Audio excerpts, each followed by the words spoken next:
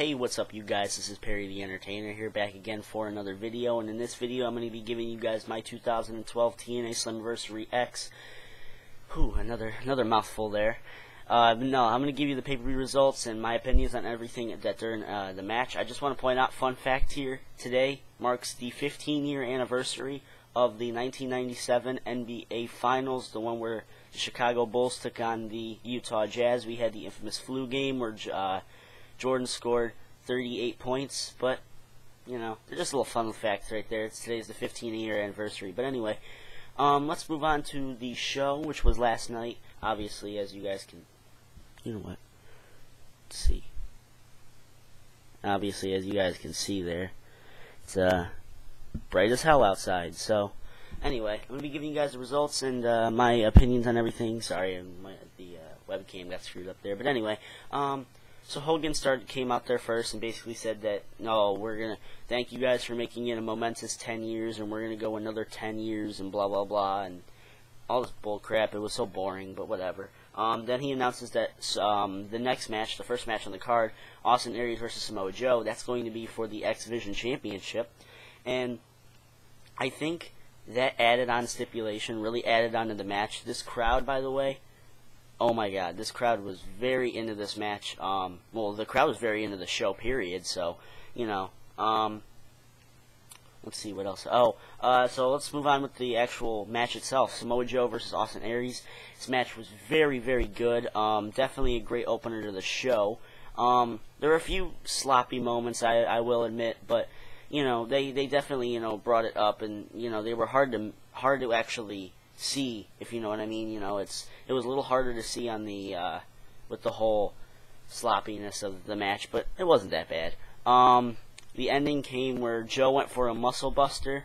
Aries got out of it and hit a big crucifix slam. I thought he screwed it up. I didn't know what the hell was going on there. I don't think I've ever seen that in my life. I might have, but you know, I haven't seen it though. But anyway, and then Aries basically just works him over for the rest of the match and then hits a brainbuster for the 1-2-3. Your winner, Austin Aries.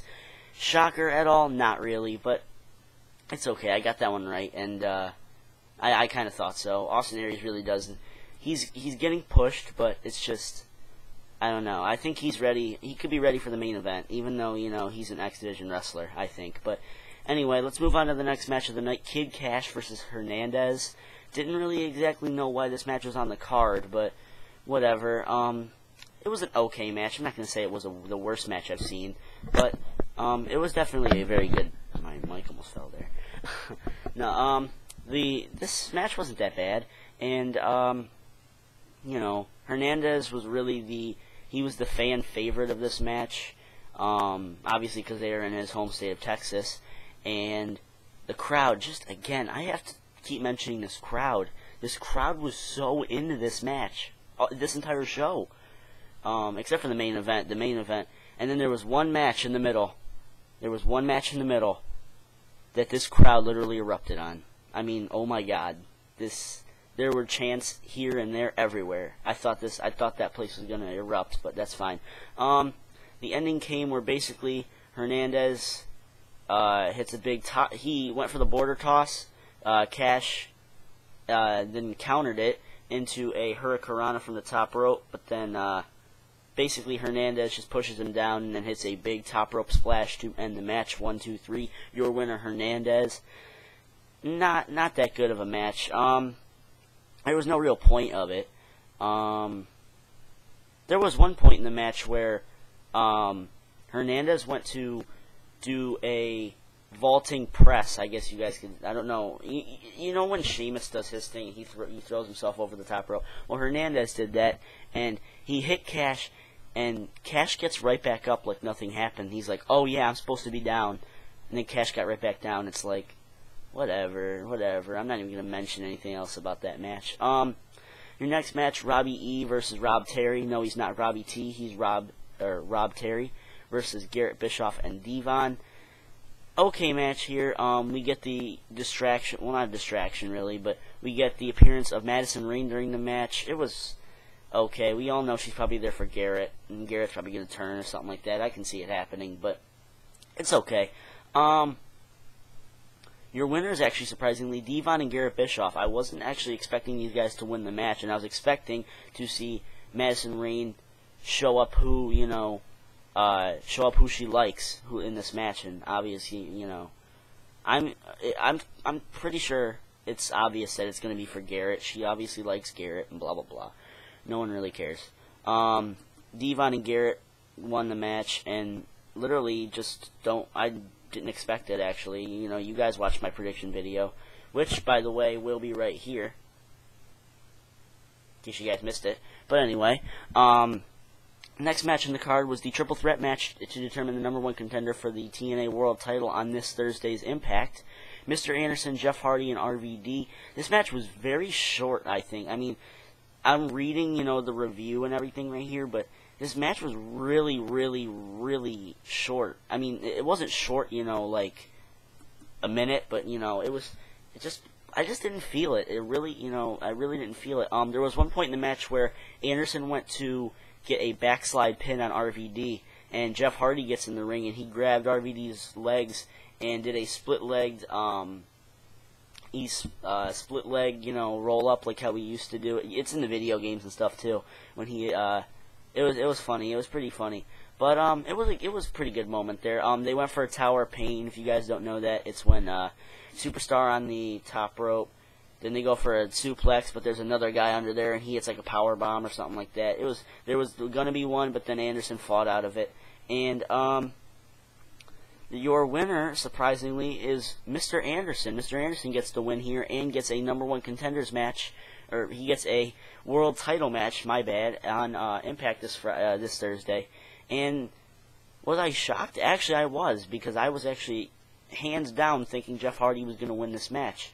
But, I guess not. And then if you think about it, it makes sense, because he was the one that interrupted Hogan last Thursday. So, I could definitely see where they're going here. And it was okay. He hit a mic check on RVD for the win, and it was okay. Next match on the card was Crimson and his open challenge. He issued an open challenge last Thursday on anyone who could defeat Crimson and whoever could actually face Crimson. And he did the count. We all know exactly how that happens. Usually he tells the ref to count, and whoever doesn't count, whoever comes out around when the ref starts 9. And James Storm comes out. The Cowboy James Storm comes out. He returns to TNA. And the crowd, again, this isn't the match I'm talking about, but this crowd, they're chanting Goldberg. They're chanting, what were they saying, like, you suck or something like that? They were so into the show, and it was ridiculous. But your winner, beating the year-plus streak, the Cowboy James Storm, was I expecting it? Kind of. I was thinking along the lines of someone like Chris Masters, since he's actually, there's a picture of him, actually appearing at the TNA pay-per-view, at the TNA Impact. But, anyway, James Storm is your winner. Then we had the announcement about the TNA Hall of Fame, the big 10-year Hall of Fame. I didn't know you could make a Hall of Fame in 10 years, but I guess Dixie proved us wrong there, didn't she? Anyway, she said she thanked the Jarrett, Spike TV, blah, blah, blah, no one cares. Basically, she asked the entire roster to go out there, and I want to point this out. You want to know who the first person that came out was? He took no time whatsoever to get his ass on that stage. AJ Styles. And, he literally, as soon as she said, can I have the entire roster come out, AJ's coming out there clapping. It's like, what? Why the hell is he coming out? I understand he's the face of the company, but still, why would, whatever. I'm not going to point anything out, because I'm going to make myself sound stupid anyway if I keep talking, but whatever. The first inductee into the TNA Hall of Fame, and I don't know if they're going to be inducting one person every year, or a few people every year, but the first inductee in the 2012 TNA Hall of Fame is the Icon Sting, and, was I shocked? Once you think about it, not really, because everyone was thinking it was going to be Christian Cage, and everyone was like, oh, he's making an appearance, which he did, by the way, but I'll get to in a second. This show is really mainly about Sting, because this induction, obviously, He ended up, you know how they had that whole top 10 moments or something in TNA history? His return to TNA back in 2006 was one, and it was like, what? You're telling me that was the #1 moment? Oh, it wasn't a bad moment, but still, you know, I wouldn't say it was a #1. But anyway, Sting comes down. He's like, thank you to the fans, blah, blah, blah. They said they're going to have the formal induction ceremony at Bound for Glory, so something's going to happen there, I'm thinking. And I'm thinking Sting might actually hang it up there. I think Sting might go like, oh, I've accomplished everything I want to accomplish in the wrestling business, and, you know, walk out, I guess you could say, maybe. But anyway, we don't know. Sting ends up walking out. And then we have our next match. The TNA Knockouts titles on the line. Miss Tessmacher taking on Gail Kim. I'm not going to skip over this match because it wasn't actually absolutely terrible, except it was moderately terrible. There were a few screw-ups here and there. I was mentioning it in the chat box on our the stream page, and I was mentioning some botches that they had. Tessmacher went for like this bulldog, and she screwed it up. But your winner, the roll-up, and new TNA Knockouts champion, Miss Tessmacher. Am I shocked? Not really, because again, I predicted it, and yeah, there's nothing really else to say about this match. It was exceptionally good. I'll accept it as a pay-per-view match, I guess you could say, but whatever. Let's go on to the next match of the night. This is the match I was talking about. The match that I was talking about that this crowd was so into. You see, JB was he was talking this promo backstage. Bully Ray comes down, and we all know where I'm getting with this. He comes down basically, and he's in the interview area talking about how much Texas sucks and everything, and how New York rules, and literally, oh my god. Just here, let me get to this match. Anything goes match. Joseph Park versus Bully Ray. This crowd, while Bully Ray's coming down the frickin' ramp, this crowd's chanting for the Rangers, and they're chanting Yankees suck. And it's like, oh my god, the chant, New York sucks. Oh my god, and it's funny. And it's just funny listening to what Taz was saying, because Taz is obviously from Brooklyn. Well, he's from Queens, but whatever. Match really was in favor of Ray. Half the time, Bully Ray basically would just scream at Joseph Park saying, oh, hit me, blah, blah, blah. No one cares, really, but whatever. Then when Joseph Park would hit him, he'd just smash him in the face or something like that. A lot of weapons used in this match. There was a bottle of water used. It was pretty cool. A table was used in the match, and there was I think a chair. There was a chair in there, because Bully Ray really just hammered it in on Joseph Park. But the ending, I'm just really gonna talk about the ending really. Joseph Park, he gets kicked in the face. He just gets kicked in the face by Bully Ray. He leaves the ring. The crowd, again, chanting ECW, by the way. I had to point that out. I love that. Bully Ray got hit with a kendo stick, and I wanted to point that out. That was pretty cool. So anyway, he goes, after he hits him with the kendo stick, he goes for the cover. He kicks out, and then Joseph Park goes under the ring.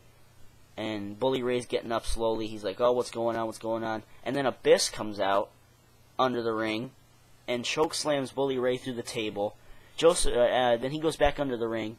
And then Joseph Park comes back out and gets the win and cover on Bully Ray. So it's, weird. And then just the fact, I want to point this out.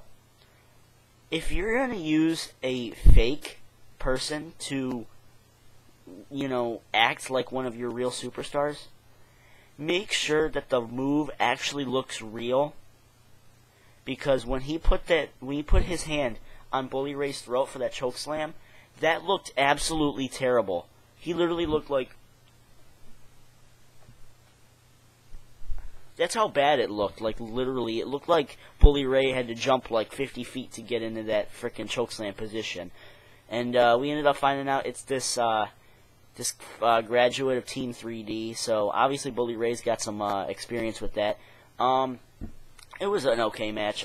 Joseph Park gets the win there, and that's about it. for that match. Then we move on to everyone was waiting for this moment. Hulk Hogan comes out to the ring, and he's basically like, oh, give it up for Joseph Park and everything. He said, oh, there was many surprises tonight, James Storm coming back and blah, blah, blah. But here's the main surprise. Ladies and gentlemen, Christian Cage. Yes, Christian, the WWE Intercontinental Champion. Christian comes out, gets a welcome back chant, you sold out chants, and yes chants from the crowd. He points out the last time he was there was a 6-sided ring, and he's not used to being a 4-sided ring. And from what I'm hearing, actually, he hated showing up for TNA. He hated the fact that he was even thought of to be brought in. And I just thought that was, I thought that was pretty funny, but whatever. Basically, the entire point of this entire segment here was for Christian to reveal the #1 moment, which I already said was Sting's return to TNA. Yep, that was all Christian was there for.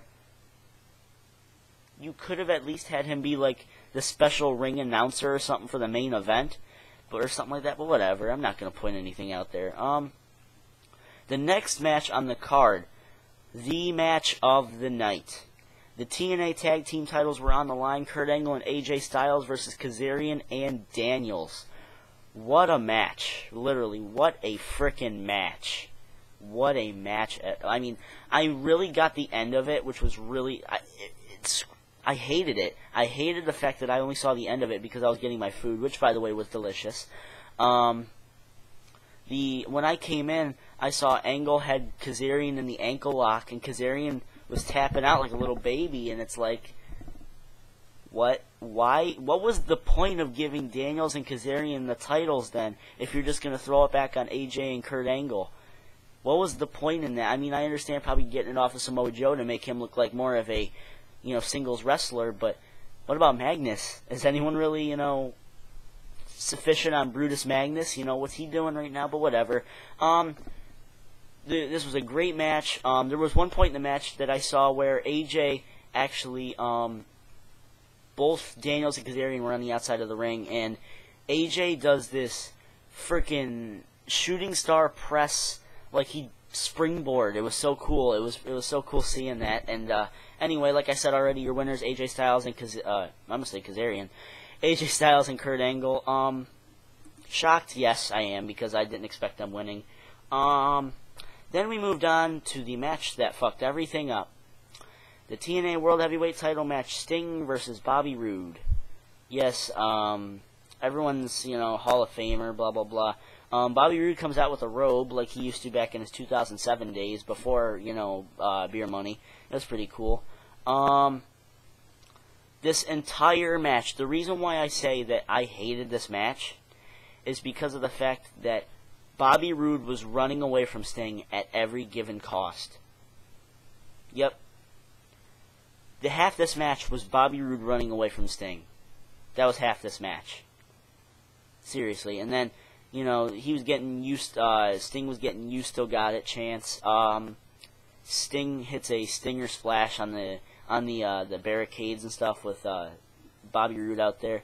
And, while he's working him over, Roode gets a beer bottle from James Storm's return. And he brought beer back, basically. And he grabbed a beer bottle, and the referee wasn't paying attention. He goes to hit Sting. Sting catches it the first time. He takes the beer bottle out of his hand, and then the referee finally sees it. The referee sees it. He takes the bottle out of Sting's hand, and then Sting gets back in the ring. Roode smashes him with another beer bottle and gets to cover 1, 2, 3. Your winner, Bobby Roode. I like the ending for the match, but the entire match just sucked. I think that was the reason why I had to bring this pay-per-view down. But it was not an average pay-per-view. It was actually a pretty good pay-per-view, and I'm actually definitely looking forward to Destination X because Austin Aries, Destination X, obviously the X Division champion, is obviously probably in the main event. But then Sting just beat him up after the rest of the match. I'm not going to freaking say the rest of that stuff. Anyway, before this video gets any more longer, make sure you go in the description for my Twitter account at officialpte show, and that's about it for today, guys. I'll probably make a video again, probably for Raw maybe, but that'll do it for me, guys. Perry the Entertainer signing off, and peace out. I hope you guys enjoyed.